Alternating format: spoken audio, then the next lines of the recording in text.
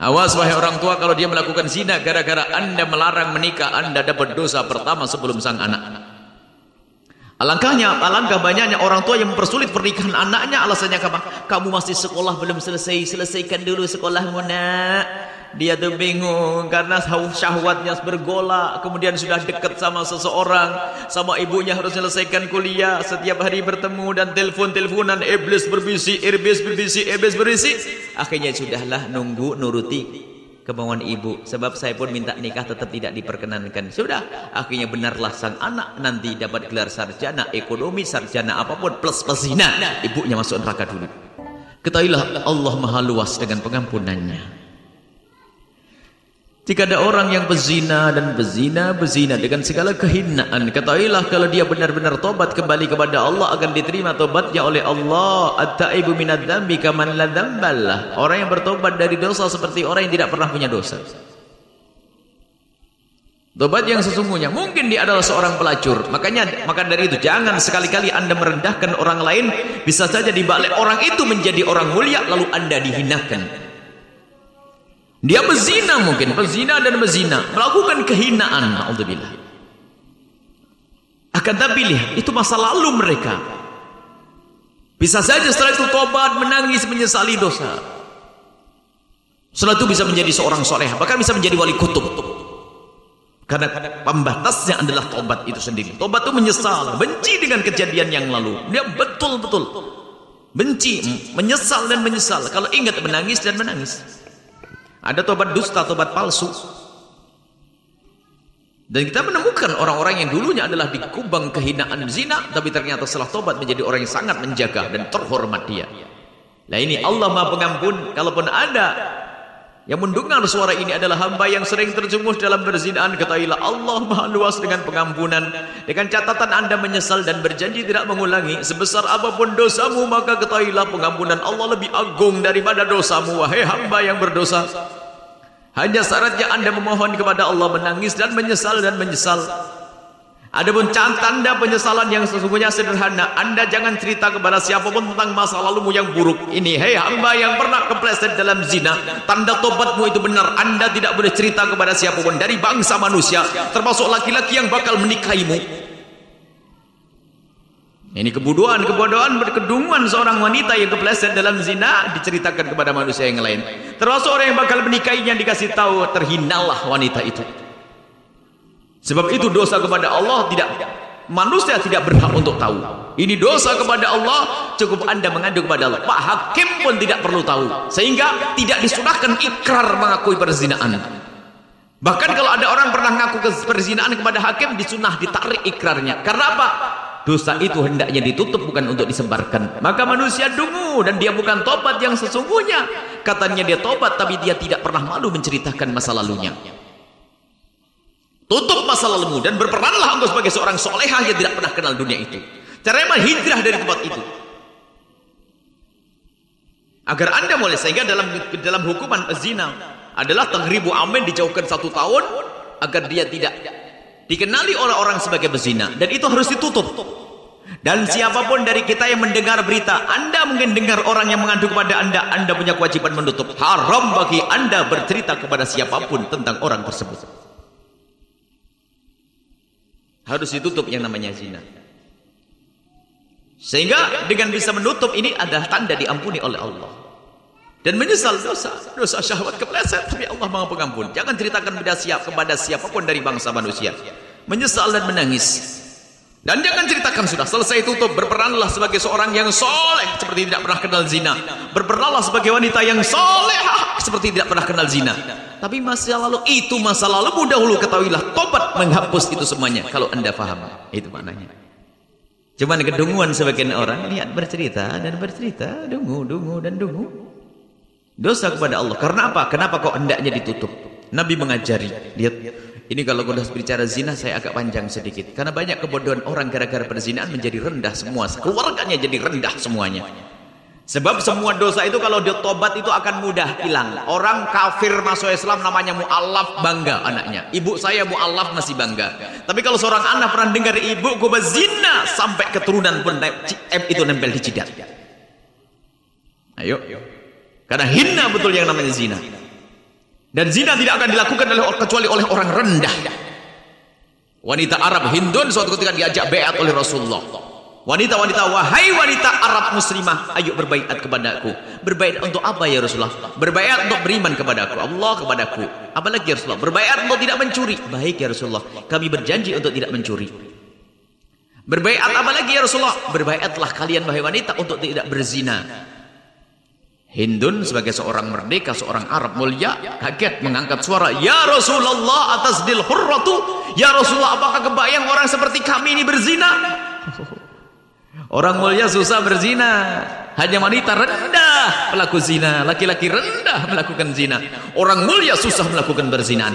Makanya orang mulia di saat diajak berbaiat oleh Rasulullah, berbaiatlah kamu wahai wanita untuk tidak berzina. Protes Sayyidatuna Hindun, atas dil hurratu, apakah seorang wanita itu berzina? Allah, wanita mulia susah melakukan berzinaan.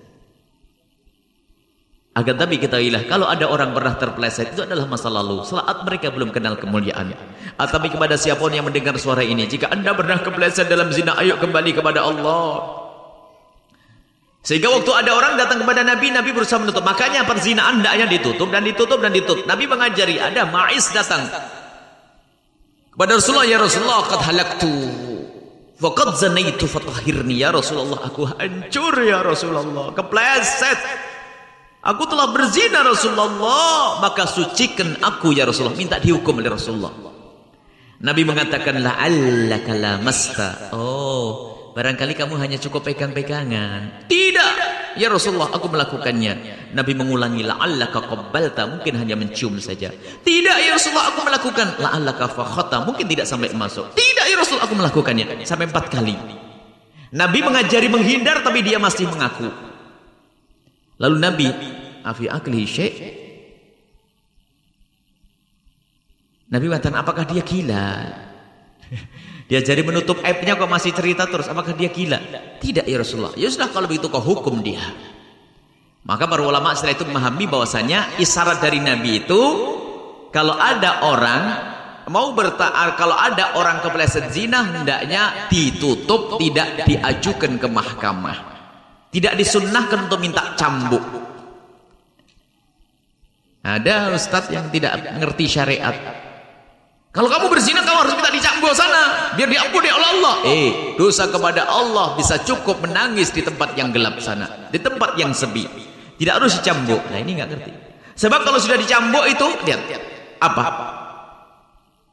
Tidak hanya dosa dia memang diangkat, akan tapi siapa orang yang ada di kiri kanannya semakin tahu, oh dia dicambuk gara-gara zina. Dan kalau ada orang sudah diketahui oleh masyarakatnya sebagai pezina, susah, berat untuk tobat. Makanya menutup aib. Maka kalau anda mendengar berita tentang perzinaan, tutup, berjanji demi Allah aku tidak boleh cerita kepada siapapun. Termasuk ada seorang wanita ngadu kepada kami perzinaan, haram bagi kami menceritakan kepada istri. Ada urusan apa istri saya tahu? Untuk apa Umi harus tahu? Tidak, selagi orang mengadu kepada saya, hanya saya yang tahu. Dan itu pun saya menyumpah jangan cerita lagi kepada siapapun. Kadang-kadang keperucut. Seorang wanita tiba-tiba, Buya, mohon maaf, tolong saya Buya. Kenapa ada? Saya terlanjur zina. Aduh, saya keperucut ngomong. Gimana ini? Seharusnya kau tidak cerita kepadaku yang demikian itu. Tapi saya tidak tahu jalan Buya. Kalau baik, saya kasih jalan saja. Hendaknya ditutup. Coba kalau tidak ditutup, satu kampung ada orang sudah ketahuan zina. Na'udzubillah. Sudah ketahuan. Kalau sudah ketahuan biasanya putus asa. Alah, ngapain saya tahan-tahan pun satu kampung sudah tahu kalau saya zina.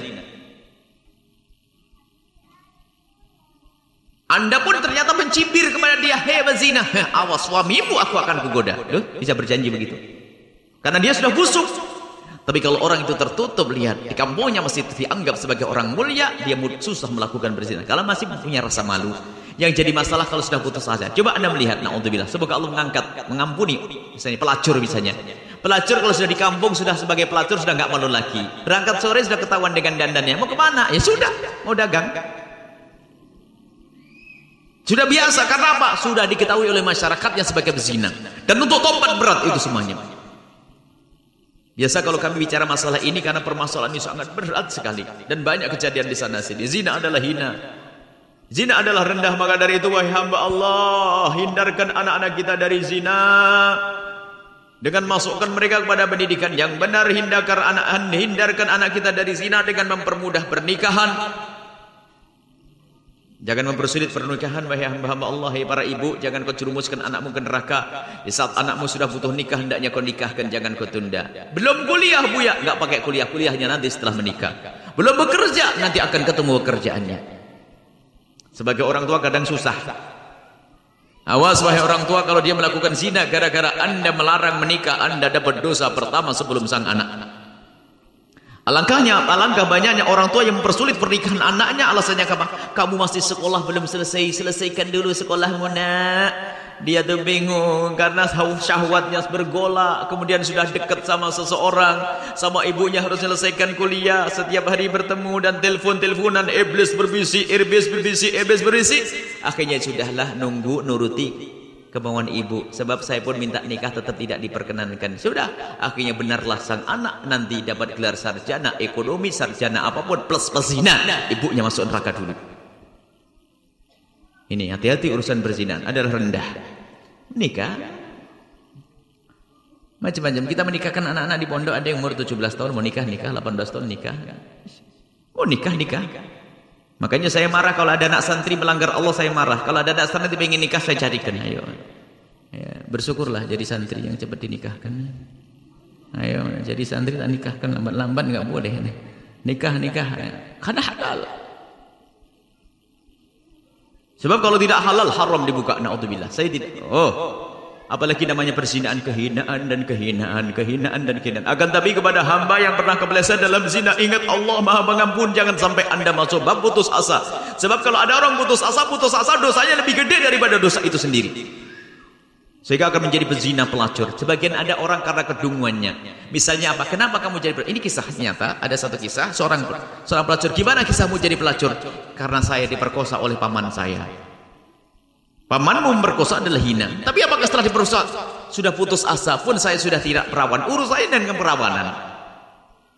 Karena dia sudah diperkosa oleh pamannya, jadi putus asa, jadi pelacur. Nasib buruk. Kamu diperkosa tidak dosa, tinggal minta ampun kepada Allah, tinggal. Tapi kan saya sudah ini setan yang mengajari. Urusan keperawanan diketahuilah, Allah tidak melihat itu semuanya. Allah melihat kamu tobat atau tidak tobat. Apalagi kasusnya diperkosa.